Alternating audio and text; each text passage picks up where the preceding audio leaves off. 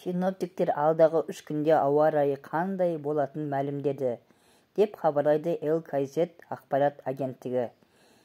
Қазгидрометтің хабарлауынша, 13-14 ақпанда фронталды бөлімдердің әсерінен Қазақстанның басым бөлігінде ауа райы құбылмалы болады.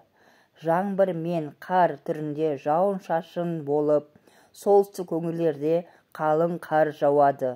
Сондай-ақ бұрқасын көктайғақ күтіледі.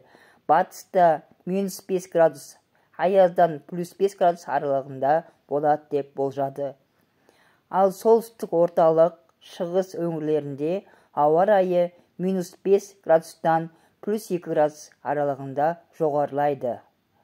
15 ақпанда циклон Қазақстан аумағынан жылжып, кейін арктикалық антициклон ауа райы әсер етеді деп болжаған. Республиканың солтүстік жартысында аяз сақталады. Еліміздің батысында, солтүстік батысында және солтүстігінде 15 ақпанда ауа райы температурасы түнде -22, -32 аралығында, күндіз -15, -27 градусты көрсетеді. Сіздермен бірге болған пайдалы ақпарат. Сіздерден лайк и подписка. Сау болыңыздар, кездескенше.